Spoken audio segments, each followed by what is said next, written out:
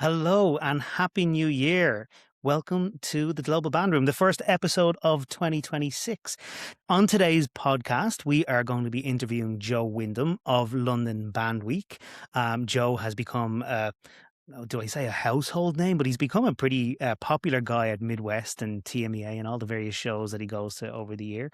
And it's a great interview. He gives us a really good insight into what band is like in the UK versus the USA and the formation of London Band Week itself.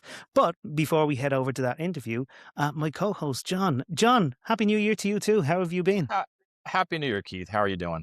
I'm doing well. You've been a busy man for start of the year. Yeah, well, we ended last year at Midwest Clinic in Chicago. If you don't know what that is, I mean, you'd have to be living under a rock, but it's just the greatest collection of the music education industry all under one roof at the McCormick Place in Chicago. And just a great way to kind of tie up the year. But yeah, I've visited the Florida music educators this weekend going on in Georgia music educators. And then I'll be at the Texas music educators in San Antonio in 2 weeks. So if anyone sees me walking around the show floor, be sure to say hi, and looking forward to meeting everybody there and catching up with a lot of our colleagues and friends. So what are these MEAs, these Music Educator Association Yeah. conventions? Because they really don't exist anywhere else. And I'm always talking about TMEA or FMEA or all of these various different conventions on the podcast, but there's probably a lot of people outside the USA that don't know what they are. Tell me a little bit Yeah. about them, actually. Yeah, I think they're pretty much every state in the United States has a music educators conference run by that state association of band directors and music educators.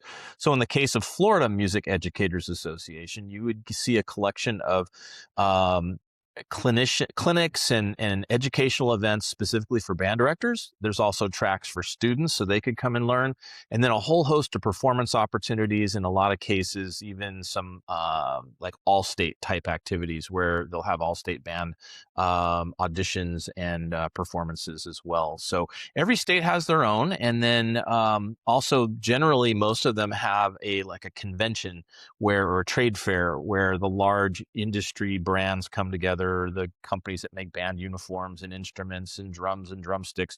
They all come together to show off what's new, and that's what's been exciting for me, is to see all the new stuff that's coming out for 2026, and seeing kind of where technology is going in this new year.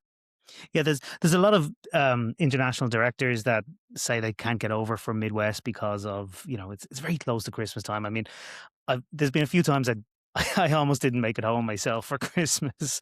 But like TMEA or any of these state conventions are really excellent. I mean, any one of them is bigger than most countries' biggest convention that Yeah. they might have.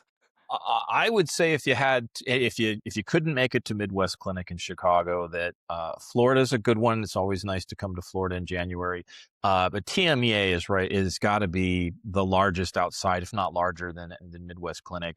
Other state ones, it just depends on the state. Some are a little bit more modest in size and scope. But Texas it's a pretty overwhelming experience. If you go there, you will see just about every major brand in the industry, and then see the incredible performances of Texas high school students and college students there. It's something to behold. Well, John, enjoy TMEA when you go there next month. Post lots of pictures, post lots of things on the Global Band Room Pod on Instagram. But we're going to head over to today's interview with Joe Wyndham. But before we head over to the interview, I just want to make mention of our sponsor. Our sponsor is Upbeat Tours. Upbeat Tours is our company here, a new sponsor for the podcast. And if you're ready to make your grand debut on the international stage, reach out to either John or myself at upbeattours.com, where we will let you know how to work with us or to work with one of our many great partners over in the USA. Let's head over to Joe Wyndham. The first interview of 2026, we couldn't get anyone better to fill the spot. This is Joe Wyndham of London Band Week. If you have been at Midwest or if you've been at TMEA over the last number of years, you definitely know who Joe Wyndham is, even if you don't know that you know who Joe Wyndham is. Joe is part of London Band Week, who possibly have, John, you might agree or disagree with this. They possibly have the best booth at Midwest every year, right? Like it's amazing what they do and how they advertise this. It's great. What a representation for London and the culture and the number of people that just gather around. It just becomes a gathering spot. It's fun to watch. Yeah. So, Joe, welcome to the Global Band Room. Hello, Keith. Hello, John. When we first started going to the Midwest, it was on the restart from the pandemic, and Right. I remember chatting to you, Keith. We were so desperate to get out there. We even had this plan B that we figured out that we could get to Canada, and we was going to hire a car to drive across the border, or even found some bridge where you could walk into America. And because we weren't sure if America was going to reopen, and we were determined to be able to get there. But luckily, we made it through sensible travel processes. And at the beginning, we used to take ourselves way too seriously at the booth, and now, Really? yeah, and now not so much. And then a couple of years ago, someone placed a bet saying, should we wear suits and bowler hats and carry umbrellas everywhere? And we should have stopped that by now. But a friend of ours said that he thought it was a really good idea and he thought we looked funny. And I think he now is playing the joke on us, right? To see how long we can convince the British guys to dress up like idiots for days in Chicago. But yeah, it's a hell of a thing. It's a hell of a thing. The Midwest is just mind blowing, isn't it? It's to see the scale of the enterprise and operations in the US. It's really motivational to be there. You just wish it was a little bit warmer. A warmer time of year would be For sure. a bit nicer. A bit nicer. Well, John was the first person to introduce me to Midwest, and John knows Midwest as well as I think possibly anyone. Yeah, I mean, it's just an amazing booth that the London Band Week has, John, isn't it? Well, maybe, if someone hasn't seen it, maybe we can just describe it a little bit. Joe, Right. walk us through sort of the theming. If you haven't been to a trade show or a MEA, a Music Educators Conference, Music Educators Association Conference, you oftentimes will get people rent a 10 by 10 space. They'll have a table. Maybe they're wearing a jacket or a sweater. They give out a couple little, goodies and tchotchkes and giveaways. And every booth, kind of starts to look the same until you get to London Band Week. So Joe, talk us through your strategy of standing out of the crowd of, hundreds and hundreds of booths and what you did to bring a brand to life, to bring London to wherever you go. We feel like we're taking a step into London when we're with you. That's right. It's like a little 10 by 10 square of London. But I guess the motivation is pretty authentic, and it's quite sincere. And that is the key to the booth is that we're happy to talk to anybody, because talking to each other, we're ready to fall out with each other. The team is only quite small, and 5 days on the road, and people get cross with each other. So when strangers come by, we just have a genuine interest to find out who people are and where they're from and what they're doing at the Midwest. And that really actually comes down to the students as well. We're fascinated to meet students, whether they're choir, orchestra, or band, and how they got to the Midwest and who got them there, and learn about their programs. And it's a real kind of eye opener to say, yeah, my music teacher just drove the bus through the night to bring us to the Midwest, and we just find that so inspiring. And so we love the chatting with the kids to start off with, and then that kind of segued into, let's put some Lego on the booth, because as older people, we all still play with Lego, and so young people kind of they'll like it too. And there's a theme there. And I think in 1 year we had the idea to give out tea, and we wasn't quite sure whether you could bring tea into America, and we looked into the rules. I mean, they famously threw it out, right? Yeah. So, and there's a big party coming up apparently this year, and so we found the kind of the guidance. It's for personal consumption, and so we're like 3 English guys in America for 4 days. About 1,000 tea bags is probably appropriate. And I remember standing in O'Hare with 1,000 tea bags in my suitcase, and the officer came around with the kind of the drugs dog, and that's when I knew that I wasn't cut out to be a smuggler, because I had beads of sweat instantly, and I almost almost just fessed up to say there's 1,000 tea bags in that bag and I've never seen them before in my life. And then the moment the dog wasn't interested, I had this weird moment where I should have bought more. I wish I'd actually bought 2,000 tea bags. But yeah, so I think the key thing I think is the Midwest, as fun as it is to stand on that booth for kind of 8 hours a day and not want to talk to absolutely everybody and anybody who strolls by is would be a really long 3 days. So we challenge ourselves to get as many conversations going as possible, to get as much tea out there as possible, and to learn about what's going on US music education. It's fascinating. So that's thing. And then dressing up, well, it saves taking out a different outfit for every day. If you just take one, you've got all 3 days covered. So there's even a secret kind of strategy to that one, which is we don't have to take much personal clothing if we just take one suit to wear over the 3 days. The umbrellas are hard though, right? But now we've got umbrellas that can fit into suitcases. But up until now, we've always struggled to get through TSA and Heathrow side carrying umbrellas. But there you go, trivial problems for the Midwest. It's an interesting tactic as well, and one that I don't think a lot of the suppliers and vendors at Midwest necessarily do, which is focusing on the students and encouraging them to come over to the booth first, because that creates, there genuinely is, there's a sense of festivity and happiness around your booth that then will attract other directors. What's happening here, and that's how you get your message out. It is you do a great job, and I think a lot of people could learn from what you and the team do, Joe. That's kind of last year we had this year just gone. We had my 17-year-old daughter came out. So I don't know what the laws are on child labour and stuff like that. It's she was a willing participant, but and that was a real big kind of moment for me, because all the years that we've been there, my daughter is a music scholar in the UK, and I was so keen to be able to set her up to be able to connect to US students, and that was a really lovely moment where she was kind of running the Lego competition, chatting to her peer group, but from the US, and just watching kids be kids. It was great. It meant I could sit down for a bit and let her do the work. So that was good fun as well. But yeah, students lead the way, right? They're the that's what we're in the industry for. So it's that's where. So Joe, you've been coming over for a number of years. You've had a lot of interactions with students and teachers. Talk us through some of the more interesting conversations you've had, if any of them stand out. Like, what have you learned from American students that differs from folks on your side of the pond?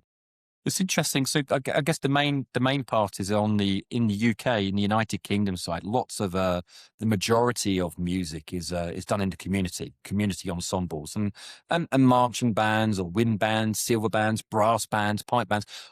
A great big variation, and there are kind of strongholds in different parts of the country regionally, but a lot of music is delivered via community ensembles, and typically that's on a sort of volunteer led kind of basis, like NGOs and so on. There is still an element of music activity in the school system, in education. But it's less and less so. It's kind of really struggling. Successive governments have been very much STEM rather than STEAM, and we've just seen a kind of a watering down, a dilution of how much funding is committed to it, and how much can get delivered. Again, there is still some education. I must stress that, and we've been so pleased to have marching bands from a small subset of schools that still have marching bands taking part in London Band Week. But it's nothing. It doesn't even begin to compare to the system that you have going on in the US. And for me, that's been one of the privileges about being able to go out to America and visit campuses, to get as many of my team out as possible, to be able to give them the first-hand experience of that difference. And so it's strange, because then people talk about funding, or they talk about cultural valuation, and I'm always keen to point out that music sows a deep weave in our DNA in the UK. It's just a case of we've kind of got it going on in a different place, and it's not in that education sector. we look at the US and are just fascinated about that line from elementary, middle school, high school to college, and to see how that continues, how it's championed, how it's resourced. And then, and without wanting to trigger a bunch of Americans that might be watching, we just find it so curious that you might graduate from college and then almost just drop off the cliff and perhaps play the trumpet once a year again for homecoming. Whereas in the UK, that would be the contrast, right? Because marching band isn't seasonal. It isn't determined by age out. And a lot of the community ensembles, you can just stay in it forever. So we find it really weird that you do this massive thing and you can go up until you graduate college. And then sadly or strangely, a lot of people then drop out. And I know you do have community bands, movements in the US, but typically we would love to see more continuation of music once people graduate. It's so interesting you brought up that point, because as you were talking, I was thinking in my head, we've got it. We're backwards of you, where what you just described, it's almost a pyramid that goes up to the top, and then we step away from our instruments. Whereas the UK is so well known for its banding, for its tradition. You know, on the cover of every travel brochure is a picture of a brass band, and it's the pinnacle. It's like you hear the anthems and the parade tunes, and you immediately associate with the UK. And how you get to that level of quality and that level of excellence when you're not developing at that grassroots beginning level, and yet people are still getting access to the education and the skills so that they can put out those bands. It's just amazing what a great point we just kind of touched on here. But when you talk about grassroots, a lot of community band it's a way of life, right? It isn't something that people typically might enter into in their late teens or in earlier adulthood. Typically, music is this thing where you're brought into it because mum or dad were already involved in a band, and as soon as you could hold a trumpet, you were kind of given a trumpet and you're already playing at home. And so that's the other weird part. The real strength of community groups is that it's often volunteer led, and people are there because they want to be there. There's no financial reward or motivation, and for them it's just a way of life. And that's my background in terms of how I got involved in marching band. It was my dad started a marching band when I was a young boy, and I became the drum major, not because I was good, just because nobody else wanted to do the job, and I was one of the first 5 members to join the band. And for us, and sometimes it's hard to explain, but it was for our family a way of life. There was nothing else other than band. My sister often pokes fun at it now, like, if we didn't have band, what would Christmas dinners and Easter and holidays, what would they have been like? We wouldn't have known what to do other than, watching old band video, VHS back in the day, just watching tapes, talking, man. It's just, it's all that we knew. And it's all that we did. It was all consuming, but you didn't see it as a chore or a task. It was just band, and band was normal, and band was great. It's what we did. Joe, let's get into that a little bit and talk a little bit about that band that you grew up with and being drum major of it. Back in, I think, 2022, we were just out of the pandemic, and I got a chance to go out and visit you and see the band. Your dad was there at the time. And we had an amazing conversation. And I mean, I've come from a community band background, not dissimilar to your own, actually. And we've kind of talked about that in the past before. But I was blown away by the sense of community that was there, and that the inspiration that your dad was to everyone around that band room. Talk a little bit about the foundation of the band. There's a Brentwood Youth Imperial Band, and your time there. That's right. So just before Genesis, we were my brother and I were Sea Cadets, like Sea Scouts, like a sort of a cadet association. And they wanted to start a marching band, and Dad knew how to play the trumpet. And so Dad was this kind of volunteer civilian instructor. And for a few years, we did marching band, but within the cadet organization. And kind of from scratch, got a B flat bugle marching band off the ground. But one of the things we quickly realized was that with the cadet organizations, and this is why these groups are phenomenal, when you see one of their marching bands, they don't just do marching band, they do orienteering, they do sailing, they do go on camps, and they do so many other activities. And, the same with the scouts and the guides, that you couldn't just do band. And there was a kind of small group of us that really wanted to just do band. And Dad was at a part of his life where, and this is the absolute truth, right? So he had retired from business fairly early. And Mum said, if you don't get a hobby, I'm going to divorce you. And it was as simple as that. And so whereas most retired men would go and join the golf club or do whatever, or start fishing, he said, let's start a marching band, because he knew what he was in the marching band when he was a kid in South London, and grew up in challenging circumstances, and so he knew firsthand what being in a band, the membership of a group, all those wonderful values that you learn, even though you don't know you're learning them at the time, were beneficial to him. And he wanted my brother and I and my sister to be able to experience that also. So we had this crazy moment where he said, there needs to be 5 of us and we can start a band. We got some drums and some bugles, and the first band night there were 5 of us. And then the following week we did a school assembly, stood in front of the entire school, showed them, performed for them, the stuff that we had learned in the 4 hours the previous week. And gosh, when I look back on that, I think, how did I manage to do that with absolute no fear or embarrassment, just pure pride about what we were doing so early on?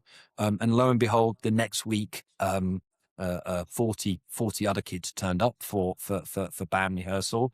And then I think the trajectory was kind of like that. Within 6 years, we marched our first Rose Parade in Pasadena, California. Wow.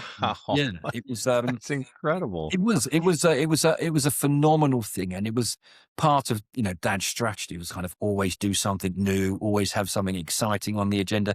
Yeah, it wasn't the secret strategy. It's kind of all obvious stuff about the band always needs to have a performance objective, a goal, or something new. It needs to be exciting, pushing development the whole time, and and that's what we got up to. And it kind of has this fabulous CV of achievements and accolades.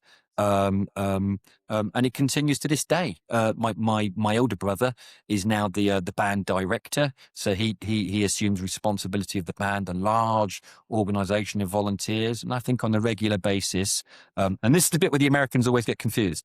On a regular basis, they have over 100 children turn up twice a week to do band practice. And often the Americans will say, that doesn't sound particularly big or like a large organization. But here in the UK, an average community band could be anything from as little as maybe 20 up to about 60 musicians. So with the Brentwood band, over 100, it makes them a fairly large ensemble working in the sector. And Joe, you mentioned that the band had won like lots of prestige and awards and so on, but your own father won an award from the Queen as well, right? Yes, that's right. Yeah, I think it was maybe on the 10th year or a few years in, he was awarded a medal. He was made an ordinary member of the British Empire by Her Majesty the late Queen Elizabeth II, which was great stuff. And that was his services to music in the youth sector. That was fabulous. So we had to go up to these real pinch yourselves moments, and he got to go to Buckingham Palace, and it was the Queen herself did the investiture, and we got to do that. But then true form for the family to keep his feet on the ground. I think the investiture was in the middle of December. So when we got home, Mum hung the medal on the Christmas tree for the holiday season, just to make sure that he didn't get, carried away with himself as to what was going on. But yeah, that was a sweet moment because, it was,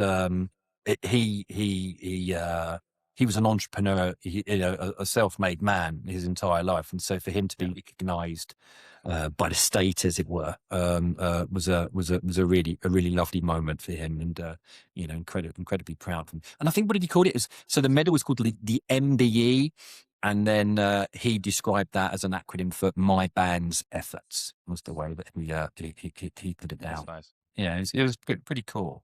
Pretty cool. Yeah. How talk us through the challenges of a community band in funding, operational costs, and finding the equipment to, Yeah, when you have.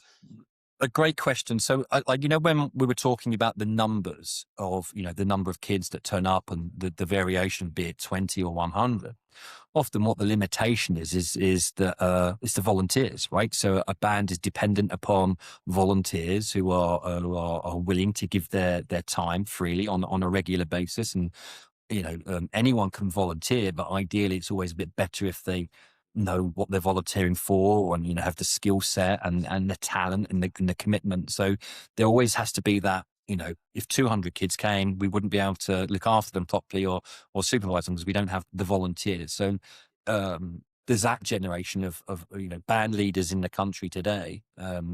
Do great work because hopefully all future, or if they've not done so already, get medals from the king for the work that they do. So that's the first part. And as people lead busy lives, and time is different now to what it was in the 90s. That's the first challenge, to find willing people that are skillful, can commit the time, and also there's an element of risk now, isn't there? Really, why would you commit to take on challenge and be responsible for other people's children? It's a big thing to take on. In terms of funding, it's interesting. There's never enough money, and my view is that always, there needs to be more funding from the government. If the community groups, if the community ensembles are stepping up to do significant delivery for their beneficiaries in terms of training and opportunity, then it should be supported. And some might say that the money is out there, and I would agree with that to an extent. But the biggest problem is being able to access it.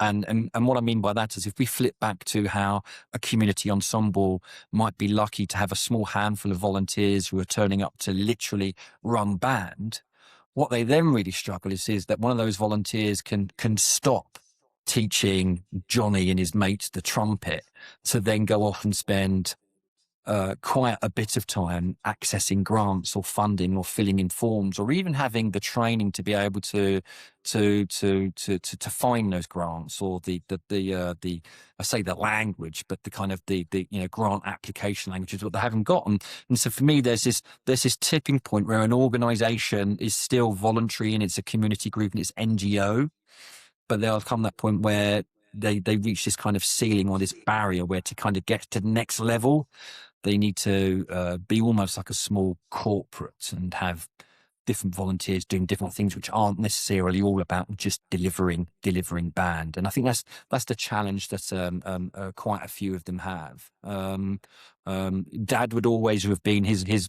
kind of motto was, if it's too hard to get, we'll just go out and figure out and raise it ourselves, and then we won't be beholden to anybody, and we don't have to say thank you. He's kind of That's fantastic. Stubborn character. Some of the grants we find it here in Ireland as well, Joe. Some of the grants, you end up becoming a slightly different organization in order to apply for those grants. They're not necessarily within the sphere of the activity that you're trying to operate in anyway. And it sounds like that's a challenge in the UK as much as it is here in Ireland. And it's looking at, and I'm a real cynic on it as well, right? And so maybe not the most qualified person, but often there will be this big sensational headline of, £100,000 is available, and I often wish that the people that did those grants really followed each pound and see where it ended up, and how much ended up in deliverable and how much ended up in fees and costs and so on. So I become quite a cynical person when it comes to grants and funding. And I think, another problem is the government kind of maybe want to make the money available, but they sometimes struggle in that last distribution to the end groups, like who qualifies and who doesn't. So don't get me wrong, I don't mean to trivialize how difficult the problem must be. But my experience is there's lots of great groups down there that are purely volunteer led, and they really struggle to get the funding that they need. And just $500 would go a long way for them doing band. They can't seem to get that, and then you see millions going elsewhere, and you kind of think, well, how did that work? And get a big chip on my shoulder. I don't know if you can see it here, but it's called marching. and there's one on this side too. And that's the way it is. So, but that's it's no good moaning about it. You've got to pull your socks up and do something about it, right? And otherwise, just crack on with your own plan. Joe, talk through some of the common performance opportunities that a community band like the one you're describing would do in a given year. Oh, so it's a massive scale. So the first part is, and when we're looking at London Band Week and marching bands that we run or that we work with in the UK, the first one is the typecast in the name itself, the marching band, and for people that are outside of the industry, if it's not a marching band, then it must be a brass band, because a trumpet is a brass band. It's kind of that. But my point here is going to be that most marching bands in the UK here now are just as comfortable performing a indoor concert and doing that quite frequently. So marching band is just almost an ensemble type within their program of music, but they're just as happy at being a wind band as they are a marching band. And so because of that, it's kind of good, right? So when it's raining outside or it's a dark, cold winter months, they might move indoors and perform a spring concert or a Christmas concert. And they'll do that in for their local communities, be it in the local village or town hall, and they'll deliver music to their local communities. Then as marching band, it could be anything from the quaintest school or village fete or fair that the marching band might open, taking part in real local community stuff.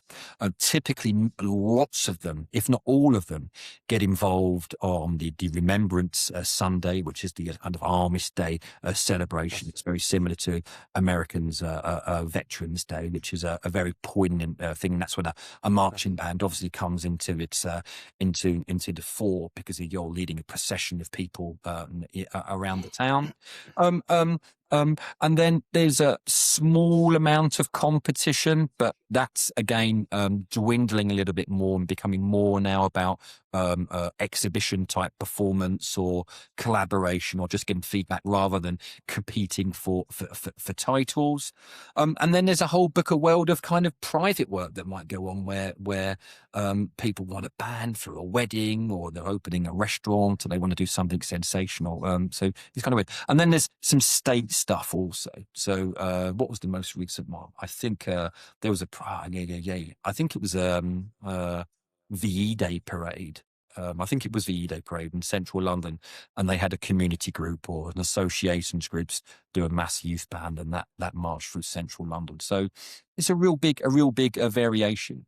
I think the challenge they have, and this again is a very similar theme to what we see, I think most band directors in the US would say that's the same here, is moving the band. Transportation costs suddenly become really difficult. And I'm not sure where that spike came from, but it's certainly, I hope it's at a peak. I hope we're on the downside. But, a band director might get a call to say, can you come and support this event? And then they say, all you got to do is get yourselves there. And you're like, well, that's £1,500, £1,300 just to hire a coach. And the group doesn't have that funding. So there's the kind of logistics, which sometimes can be a bit of a limiter for the ensemble groups, because they literally can't afford to be able to get to places unless people are going to have deep pockets and really commit to having them there, which they should do, I hasten to add. So if anyone's ever watching this that's producing anything, absolutely find the money, right? Because a marching band makes the event. It's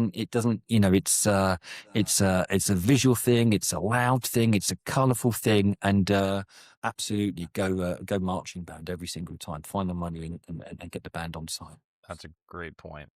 And I think it really brings us on to sort of the main topic of having you on here, Joe, just to talk about the event that you and your team founded. You reached out to me in 2019 Yeah. with this idea Yeah. of this event at that stage. Maybe it was even 2018, I think.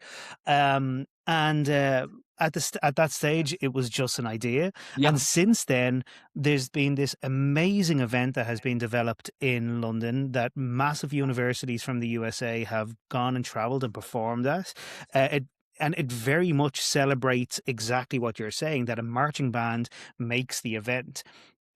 Tell me a little bit about the concept of London Band Week and where it came from. For sure. So with the Brentwood band, our community band, as I mentioned, with the Rose Parade twice, been out to Moscow a few times, Western Canada, frequently going over the Channel into continental Europe to do work, and yet we're based just outside the greatest city in the world, which isn't Dublin and isn't Indianapolis. It's London, right? And hey, Joe, I will say, and I said it on the last podcast with John, as much as it hurts me to say, London is my favorite city in the world. He did say it. I can vouch for that. I take back many of the bad things I've said about you, Keith.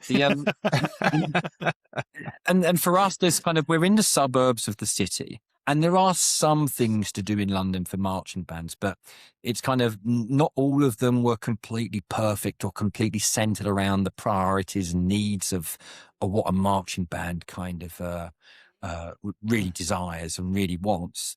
And then at the same time, and then we got a bit frustrated. Why do we have to fly all the way out to Pasadena to do something really cool? Like, what's going on? Where's it missing at in London?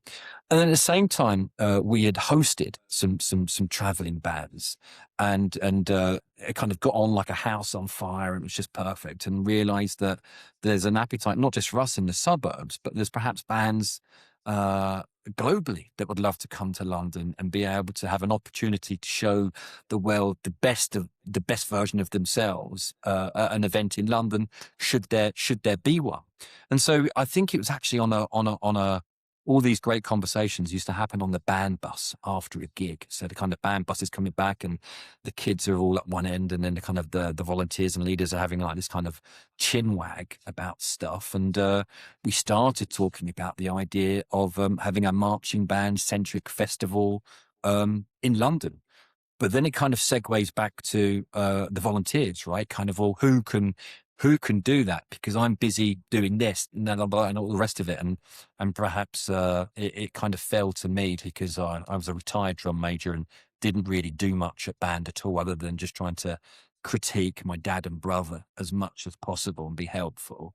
I was like, yeah, we can do that. And then we picked up this thing called London Band Week, which is this year is our fourth event year. So we're still very new. We're still rookies. I'll wear the rookie badge as long as possible, not because it's an excuse for being a bit rough and ready, but it's I like the idea of being disruptive. I like the idea of not accepting the status quo and pushing boundaries as much as possible. Possibly that's where we started, that representation of being a bit cheeky at the Midwest and dressing up like idiots is because not a sign of our commitment to the cause, but just that we don't we want to be the new kids on the block and make sure we deliver something that's new and exciting. It seems to be going okay. It's nobody warned me that it would be such hard work. But I don't want to talk. This isn't about me, right? But it's there's this thing where people say, oh, is it getting easier now because it's the fourth year? And I was like, it's not, because it's grown each year.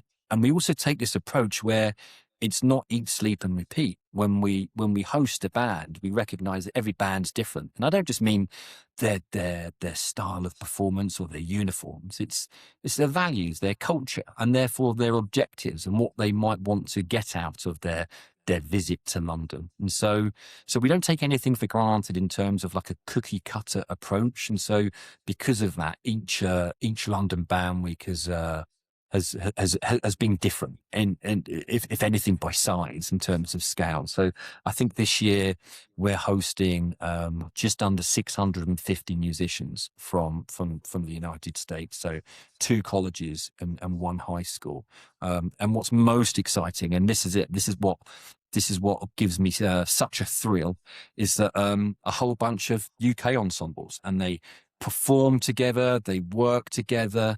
The King's Shield at the drumline, there's a small part of where they compete against each other, and for me, that's the exciting part of London Band Week. That it brings together this kind of this community, this band family, and little young Stevie from Romford in East London, who's 14 years old and playing his trumpet, and he's struggling a bit, and it's a bit of a chore, right? Kind of practicing that each night.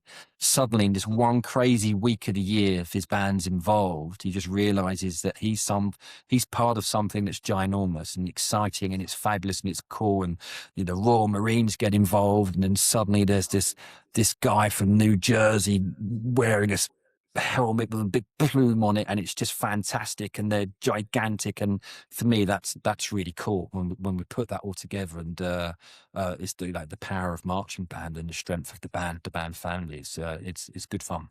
And Joe, I'll just add to that, having gone out to London Band Week this year, very much this is not a vanity festival. You see festivals in the choral world, band world, orchestral world that are organised by private companies, maybe tour operators such as my own company and so on, will organise festivals and not include the local community.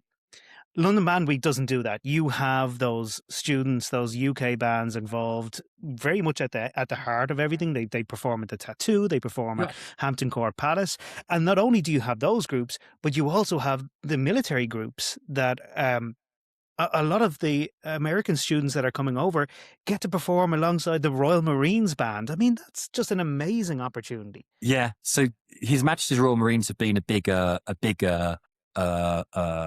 advocate of what we were doing, a big supporter behind the scenes. I think maybe they're playing a joke on me. They encourage me to make some bold moves, and I'm like, is it seeing how far we can push things and take things. But that moment at the London Tattoo, for example, where we have this tradition now where the US ensembles open the London Tattoo, and they open the London Tattoo the last 3 years with the Royal Marines. And so when we say that you're on the same billing, we don't mean they played some music and went, and then you came and played some music and went. You're literally in rehearsals, shoulder to shoulder with the Director of Music, Royal Marines, giving you feedback on what to do. Don't get me wrong, right? On the day, it's incredibly stressful, but I think it's rewarding. There was in 2024 we had a high school from Texas, the Round Rock, the Round Rock High School Dragon Band, Mr. Mobley, and those kids were phenomenal, because you had to pinch yourself and remember that they were a high school, that we were running out of season in June, away from home, and perhaps in an environment that they were unfamiliar with, challenge them to learn lots of new music, put them into a performance format. And this next point is important, put them into a performance format that they're unaccustomed to. And this is really important, like the Tattoo. I was like, if you're going to be a performing artist on doing tourism, the idea is still be who you are, do what you do, play what you play. But the idea of coming to London would be to try and experience something that's, pardon the pun, in tune with our sort of culture and our heritage and our traditions, which is why we do a Tattoo. So really, really threw them a curveball and took them out of their comfort zone. And those kids, just like they always do, right, absolutely stepped up and nailed it. And what was the best part was they made history, right? First ever high school to play shoulder to shoulder with a band from His Majesty's Royal Marines, and nobody would ever be able to take that away from them. And that was a really cool thing. But then on the flip side, the Royal Marines, they're just as curious of the Americans as the Americans are of maybe what the Royal Marines. So, I remember this crazy moment when we had a production meeting, and he was like, how many trombones is the University of Tennessee bringing? And I was like, I think at the last count, it was 42. And I could see like the Royal Marines directing me and he said, sorry, did you say 42? That's that's the size of my band. And so there's way parts, and thanks to the kind of the drive and the ambition and the encouragement of Dr. Knops at University of Missouri, they're coming to London this year. But again, in a thing that we thought would never be doing, we took some buglers, which is actually they're drummers who play bugles, but the Marines call them buglers. We took 6 buglers and some other staff out to Columbia, Missouri, and they played the halftime show. And in true sort of London Band Week spirit, they didn't just step onto the field for a bit of pre-game and the opening. They were on the field doing stuff for the entire halftime performance, which was dedicated to London. And again, that's never been done before. Hopefully, we might do it again. So I'd prove that it was a success and repeat it. And but that was really cool moment also. The Americans received the Royal Marines very well. There was talk of, well, are we within throwing distance of tomatoes and stuff? And he said, no, we'll be fine. And yeah, it was a lovely moment. And the buglers that went had a whale of a time, a real phenomenal gig. There was this lovely moment where the president of the university was chatting to one of the buglers, and the bugler just like casually said, oh yeah, I played the last post at the coronation or some real big state ceremony event. And the president was like, you did that at Westminster Abbey? And then the bugler was like, yeah, what we did yesterday at game day was better. It was more exciting. And so it's this really weird moment. And for me, that kind of then feeds back into that exchange, that cultural and opportunity exchange of what it is we produce in London for the Americans to do.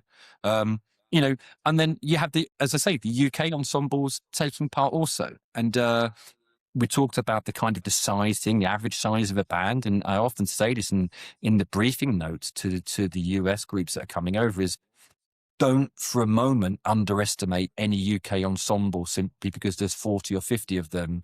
They are absolutely ready to go toe to toe, will take on anything. They are full of pride and determination. And so, it's a wonderful opportunity for them also. So to go back to your point, John, there's this element of when we produce the London Tattoo, we have a very nice venue. We invest in AV and we try to do a real proper show against the clock, right? It's a single day production. The bands turn up at like 10 o'clock or at noon.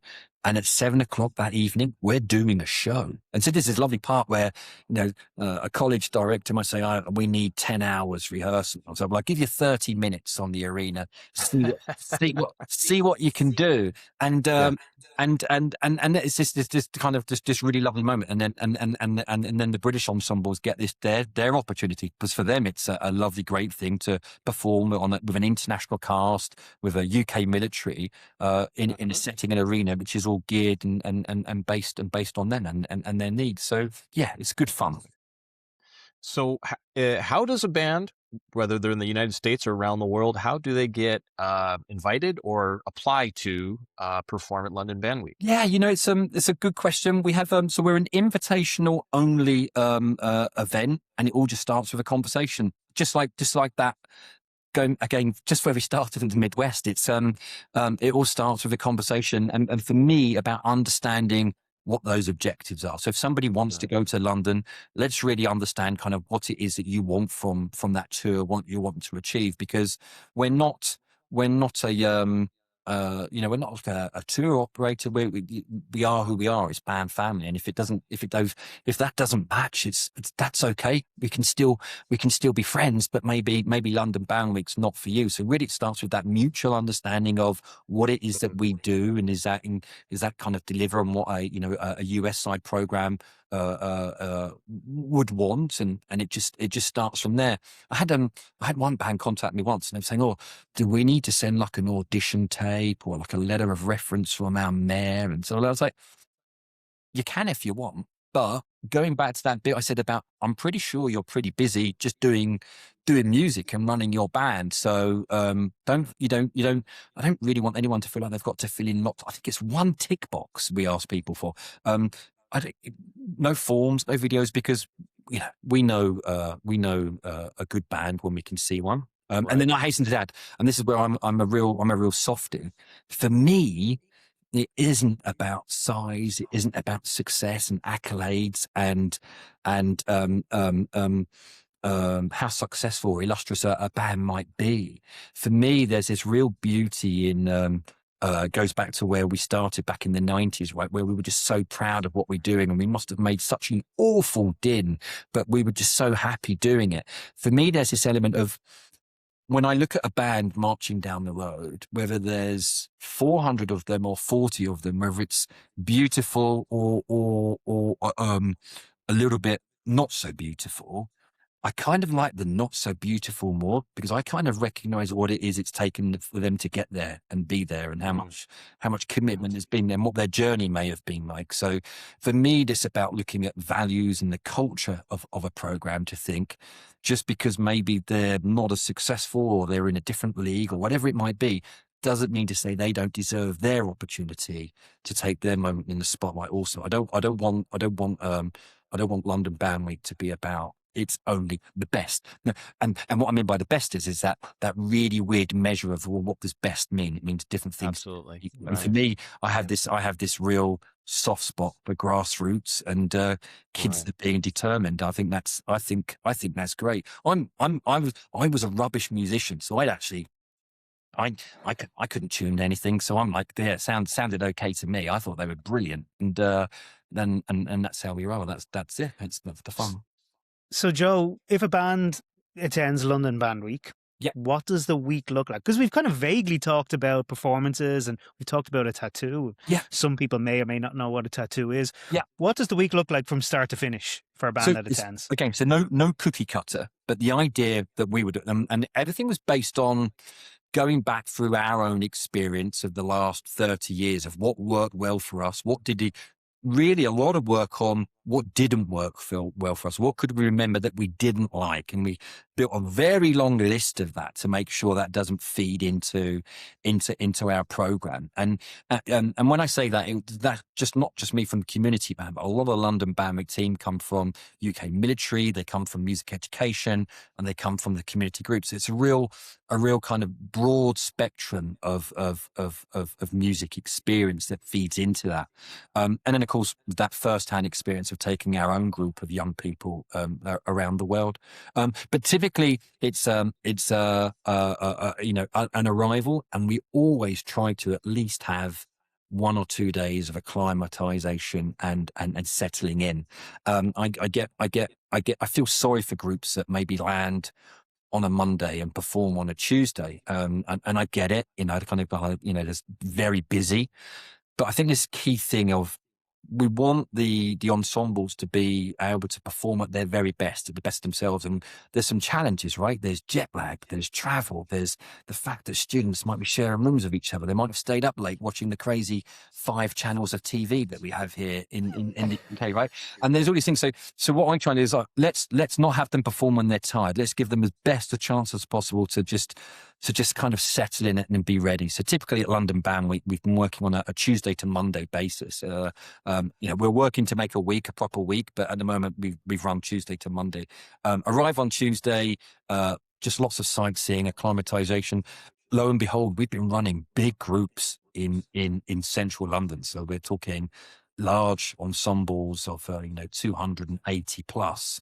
And we're working in some really, iconic locations in central London. And I remember once, I think it was Dr. Suk from Ohio, and he was like, so will the bus pull up right outside the hotel, and how long can it wait there for? I said, yeah, it's a bit different. It's a bit different to Athens. It'll be okay. But yeah, so again, distracted. So a couple of days to get bed in and get sorted out.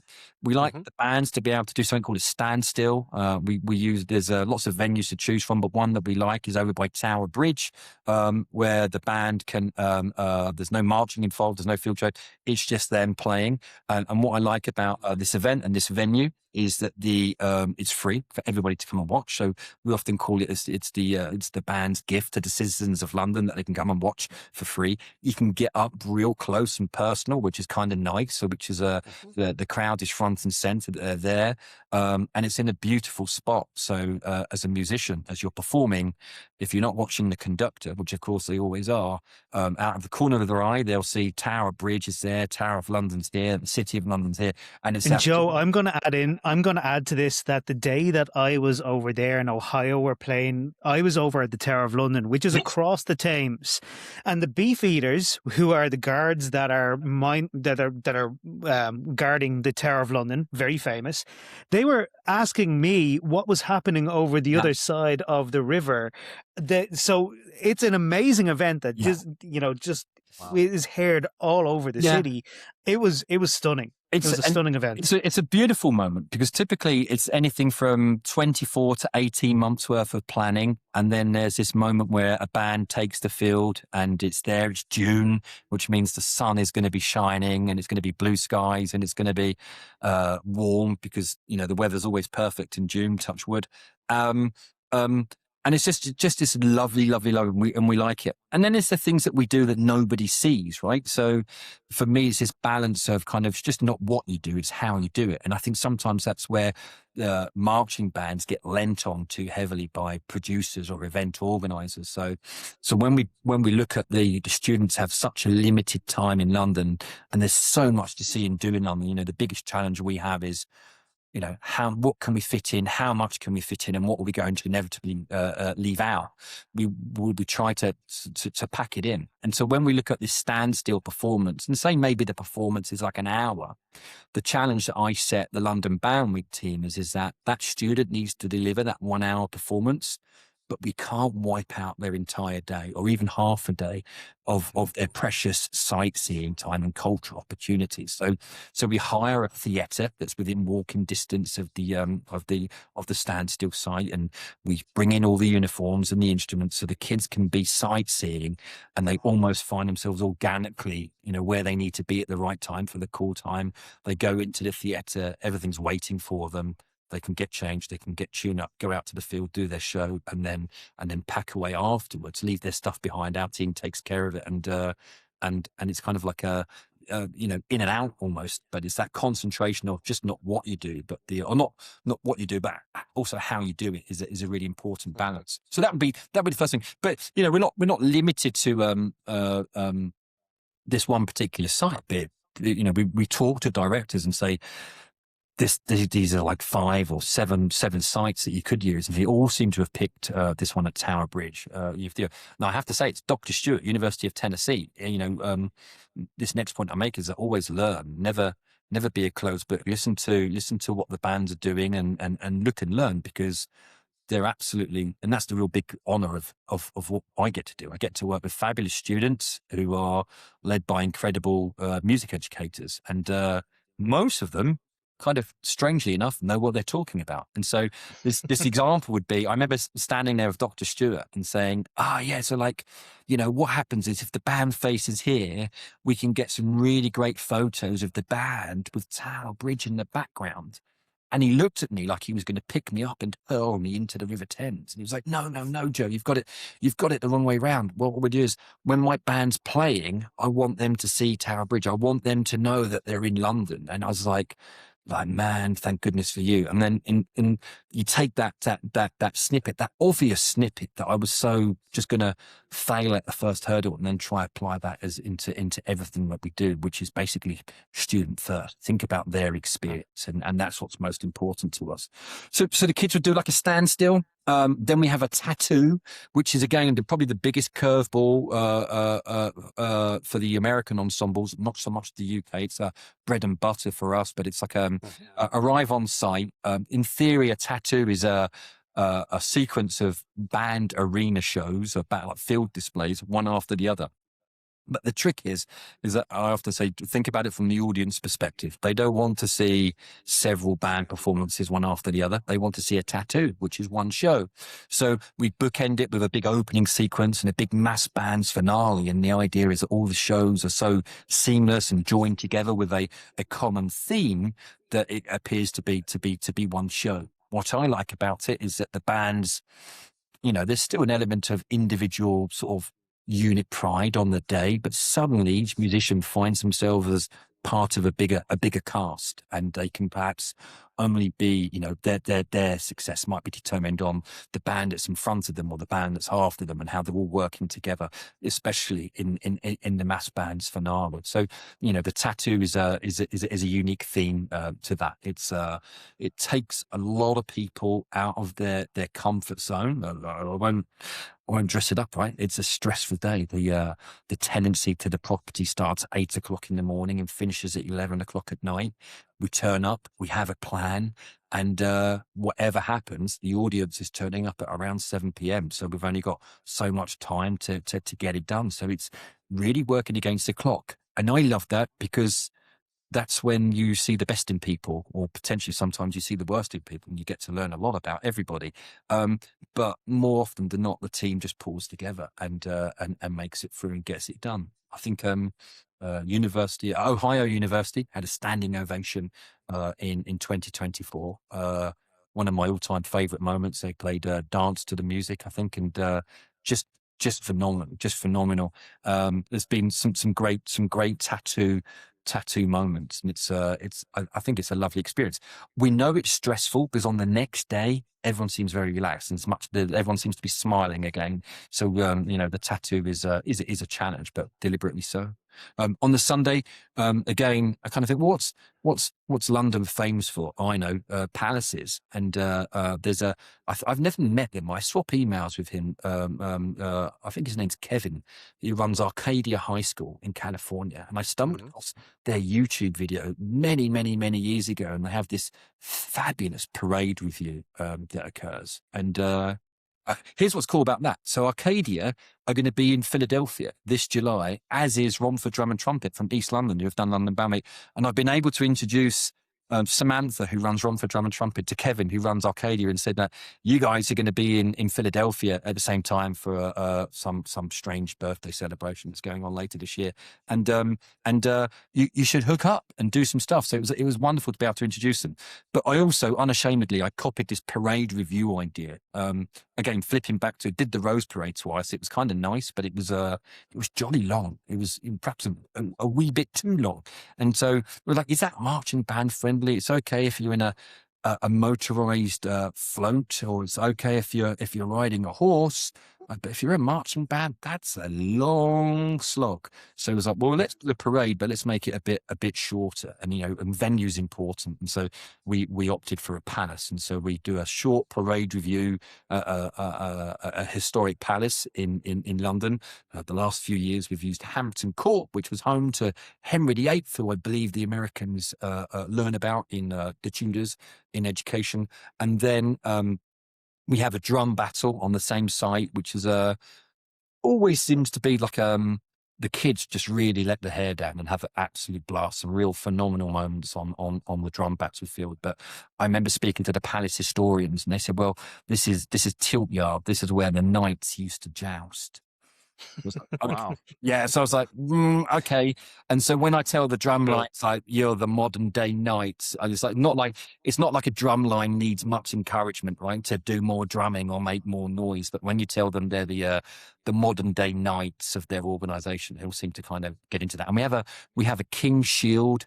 It's a full size metal shield with the king's emblem on that, and then the drummers battle it out for that, which is always exciting. I think what's the score? I think it's 2-1 to America at the moment. It's like the Ryder Cup, is it? Yeah, there was and again, going back to the high school, they had I think the Dragon Band, a fantastic drum line, absolutely awesome. And then they ended up, I think, in a semi-final against the college, and the college went through, and then the kids started chanting kind of USA. And it was kind of like, oh, everyone was a bit kind of nervous. It was like, is that appropriate? And I was like, it's fantastic. Let them do it. It's absolutely awesome. And I remember speaking to the Dragon Band after, saying that would be one of my all-time favorite moments. That you pivoted into kind of looking after your fellow countrymen. It's something to be very proud of, and fantastic. Yeah. But it's 2-1 to the here's you go 2-1 to the US. But this year, coming back to London Band Week for a second time, is a community marching band from the Isle of Wight called Medina Marching Band, celebrating their 75th year, and they are the band that won it in the first year. So I kind of like, maybe we're bringing out, the big guns in this year to try and level up the score. Who knows? We get Joe, go on, sorry, John. any one of these performance opportunities would be a performance of a lifetime. Everything you've just described, I'm picturing myself standing there looking out at the Tower of London and what that would mean. And every day is more and more, bigger, better. To do a tattoo, some groups only go to a tattoo, and that's the highlight of their whole life, and they get that experience in a kind of a compressed way. But then they move on to the relaxed, the parade there at the palace. Sure. Just an incredible variety of opportunities throughout that week, plus the sightseeing. And yeah, exactly that. And so then with two things you picked up on, that's exactly what we tried to achieve as part of the week, which is go to bed each evening as if that day has been the last day of your vacation and you've peaked. And then the next day we're going to find a new summit, and so on through the week, and just make that, make it the most phenomenal week we possibly can. Bearing in mind that different people have different appetites for kind of, we've tried to find that balance between tourist and touring artist and set it out. A high school's more curated, a college kind of not cut loose, but they get a bit more freedom as to how they might want to spend their time. But when you mention the sightseeing, that's genuinely the biggest challenge. We at the end of each London Band Week, we send a survey out to every student that took part, and we get some feedback. It's like a knife to the heart. Some of the comments, it's absolutely it's like, okay, take it on the chin. You ask the question. Don't be afraid of awkward answers. But one common thread is that could London Band Week be one day longer? It's like, well, then it comes back to kind of the balancing the books and that sort of stuff. And then the other part is that we're too aggressive on, out the hotel by 8 o'clock in the morning. We're getting back at 11 p.m. or we're into the hotel at 6 p.m.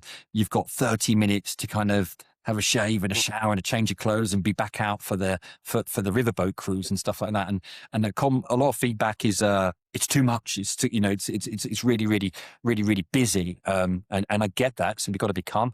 But literally, as proud Londoners, the motivation of that is that we want them to fit as much in as possible to their week. And anyone that's lying on a bed in a hotel room is wasting precious time when they could be outside and seeing something. So maybe the answer is just to make it one day longer. Who knows? And then that flips back to where I was before. Often I'll meet a director and they say, no, we're going to come in, we'll arrive, we'll perform the next day, we'll perform the day after that, and then we'll leave. And I was like, well, how are you going to see London? Like and I don't just mean touring around the city, looking out of a bus window or going, oh, look, there's Big Ben, there's Buckingham Palace. How are you really going to be able to pick up on the sense of the culture of London and its community and stuff? And you're not going to get that by just ticking off attractions and heading out of town again. We try to make the best representation of London. You need a few days to be able to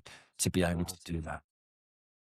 Well, Joe, thank you so much for joining us on the podcast. It's been fantastic to have you talk about London Band Week. I think it's a great story, going from this idea only a few years ago, really, when we think about it, to where it is today.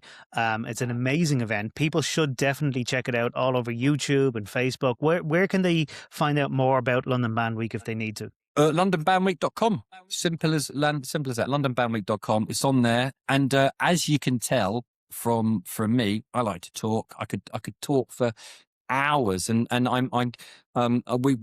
visit the US quite a lot. We invite ourselves in a nice way to band rooms and stuff. And we like going on campus because when I spoke to you about understanding what a band's objectives are, I can learn, or my team learns so much by visiting someone's band room, right? And I'll say it, well, disclose it, is seeing how tidy it is, seeing how well organized it is, seeing how up to date the documents are, or whatever it is that's pinned on the notice board. We pick up lots of spidey senses about how a program is running and how they're operating, and right through to, there's no better place to be than Ohio on a November evening at band rehearsal, right? It's a random example, but we just love it. It's such a privilege and honor to be able to visit schools or visit the colleges and see the music going on. It's good fun. It reminds my team, most of our ages start before, and probably the wrong end at the other end of the scale. And so it reminds us of when we get to are lucky enough to visit these programs of what, our previous time. And it gives us great motivation to deliver something and put something back on for them to be able to do, to have their opportunity now. If that makes sense. I was almost said it made me feel young again, but it doesn't, because my knees hurt a lot. And you'll see me next year in the bleachers in the stand trying to sit down because my knees are swelling up during a football game. But it's that's the biggest thing. I think it's such a pleasure to work with some really, really, really cool programs in the US and bring things together. It's great fun. Well, Joe, thank you so much for joining us. Best of luck with 2026 with London Band Week. It looks like it's going to be another great year for you. Yeah, fingers crossed. Crossed. All right, thanks. Thanks so much, Joe. Take care. Bye bye. Cheerio. Bye bye.